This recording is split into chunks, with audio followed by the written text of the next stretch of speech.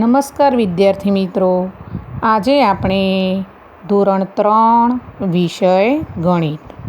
તો વિદ્યાર્થી મિત્રો, આપણે ગણિતની અંદર શું શીખ્યા?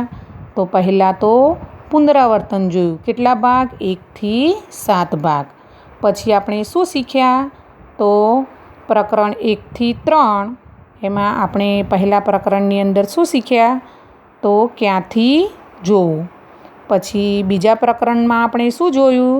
તો બીજા પ્રકરણમાં આપણે સંખ્યાની ગમ્મત વિશે શીખ્યા, બરાબર. અને ત્રીજા પ્રકરણમાં શું જોયું આપણે? તો આપો અને લો. તો એ વિશેના આપણે દાખલા જોયા. તો આજે થોડું એનું પુનરાવર્તન કરીએ. સંખ્યાઓનું પુનરાવર્તન જોઈએ. તો આપેલી સંખ્યાને શબ્દમાં લખો. તો આ કઈ સંખ્યા છે? 65. આ કઈ કહેવાય? અંકમાં કહેવાય. એને આપણે શું કરવાનું છે? અહીંયા શબ્દમાં લખવાનું છે. તો આવી રીતે લખવાનું 65. ખ્યાલ આવ્યો? બીજી કઈ સંખ્યા છે? 94. તો અહીં આપણે લખીશું 94. ત્રીજી સંખ્યા છે 510. તો 510. તો તમારે આવી રીતે કોઈ પણ સંખ્યા પૂછાય તો આ અંકમાં કહેવાય, આ શબ્દમાં કહેવાય, તો તમારે આવી રીતે લખવાની. ચલો, આ કઈ સંખ્યા છે? 219. 219. બરાબર? આવી રીતે તમારે લખવાની. આ કઈ સંખ્યા છે? 988. બરાબર? 88. તો તમે આ રીતે લખી શકો. એટલે આ અંકમાં કહેવાય અને આ કઈ કહેવાય? શબ્દમાં. હવે આનું ઊંધું જોઈએ આપણે કે સંખ્યાને અંકમાં લખો. તો આ રીતની સંખ્યા આપી હોય શબ્દમાં તો તમારે શું કરવાનું છે? એને અંકમાં લખવાની છે. કઈ સંખ્યા છે આ? 699. બરાબર? બીજી કઈ સંખ્યા છે? 107. 107. આ કઈ સંખ્યા છે? 800. કઈ સંખ્યા છે? 800. આ કઈ સંખ્યા આપેલી છે? 219. 219. આ કઈ સંખ્યા છે? 414. 414. એટલે ખ્યાલ આવી ગયો ને કે આવી તમારે 1 થી 999 સુધીની કોઈ પણ સંખ્યા તમારે અંકમાં પૂછાય તો તમારે અંકમાંથી આ રીતે શબ્દમાં લખવાની અને આ રીતે શબ્દમાંથી અંકમાં લખવાની.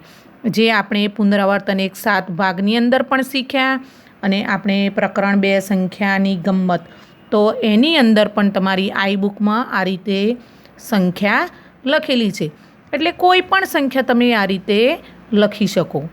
હવે આપણે આગળ જોઈશું સૌથી નાની અને સૌથી મોટી સંખ્યા શોધો. હવે અહીંયા કેટલીક સંખ્યા આપી છે. હવે તમારે આની અંદરથી શું કરવાનું છે? સૌથી નાની સંખ્યા શોધવાની છે. કઈ સંખ્યા શોધવાની છે?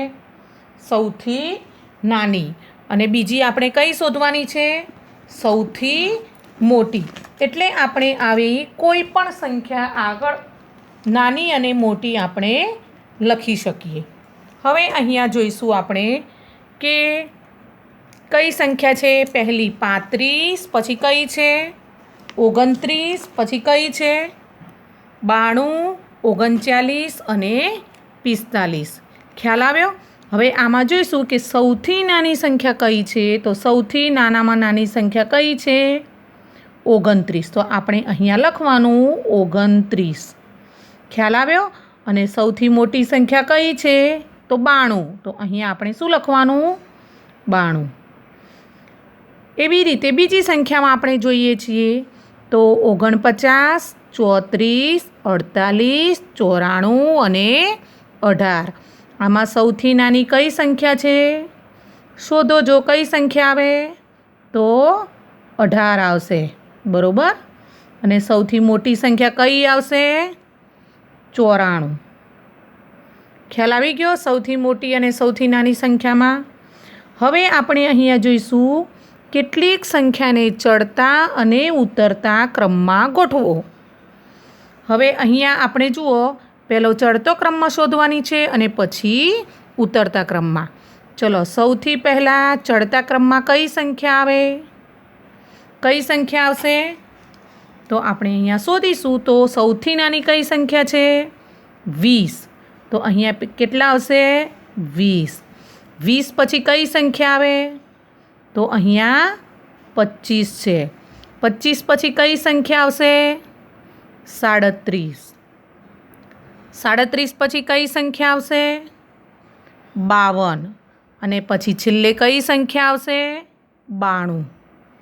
ખ્યાલ આવી ગયો? આ ચડતો ક્રમ એટલે આ સૌથી નાની, પછી એનાથી મોટી છે, પછી એનાથી મોટી, એમ કરતાં કરતાં અહીંયા છેલ્લે કઈ સંખ્યા આવે છે?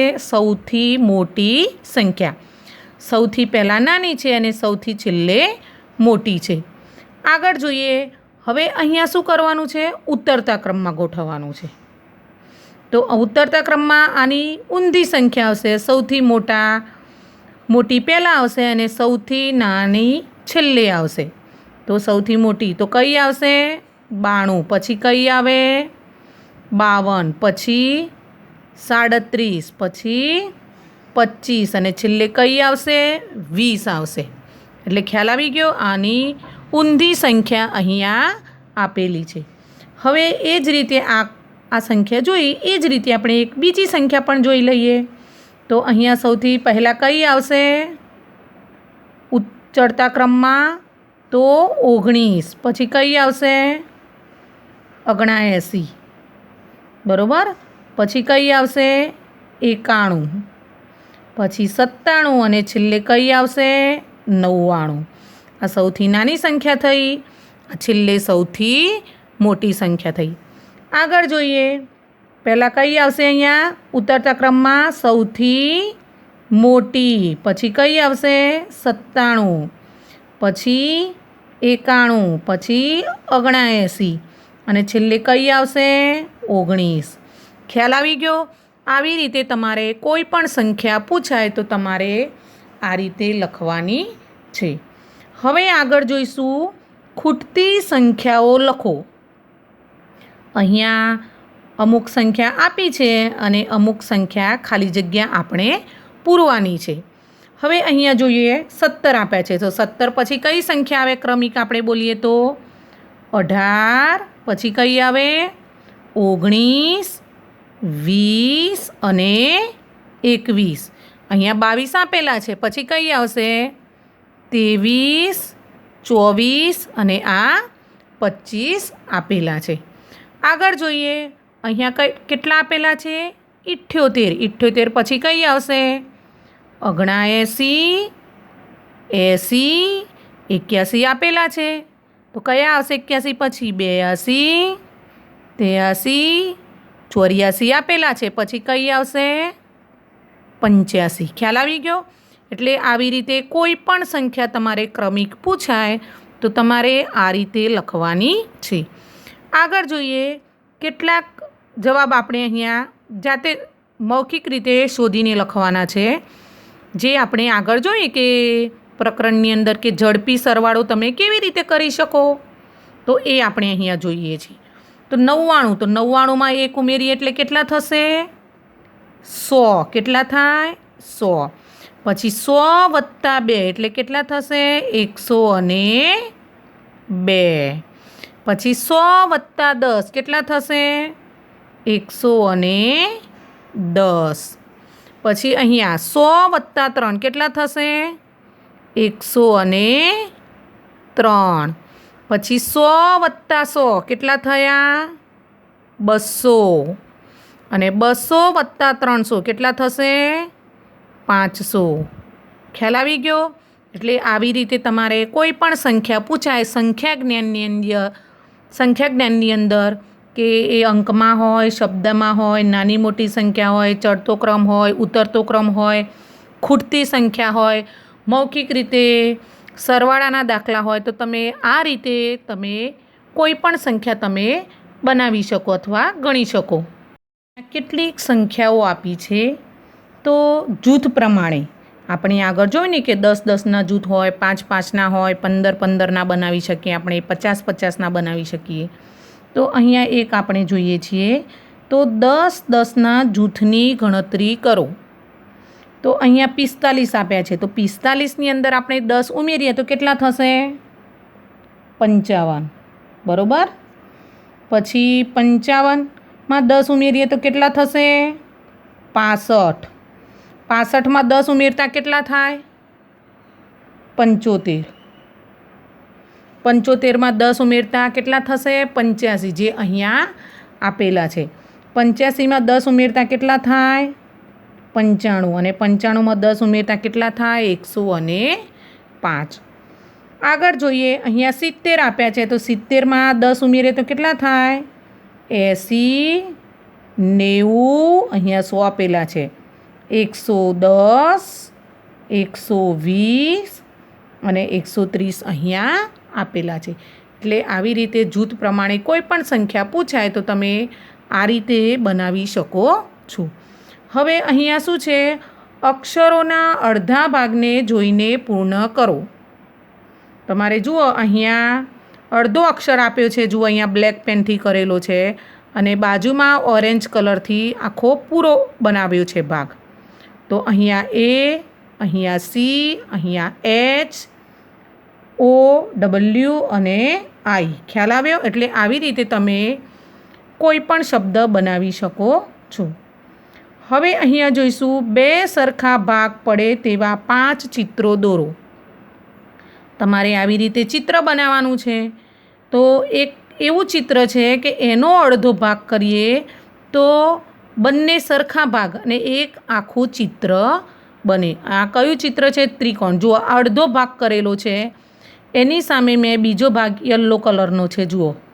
એટલે આવી રીતે અડધો ભાગ દોર્યો. હવે આ બંને પૂરો આખો ભાગ થઈ જાય. ખ્યાલ આવ્યો? આ લીટી ના હોય તો આખો પૂર્ણ ભાગ થયો. એટલે અડધો દોરેલો છે અને અડધો તમારી જાતે દોરવાનો છે.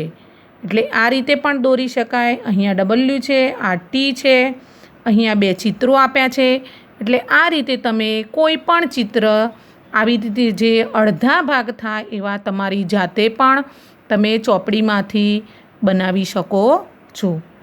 હવે અહીંયા કેટલાક સવાલ આપેલા છે, તો તમારે શું કરવાનું છે? આ સવાલના જવાબ જાતે લખવાના છે. 20 તરત પહેલાંની સંખ્યા કઈ? તો કઈ સંખ્યા આવે 20 તરત પહેલાં? તો 19.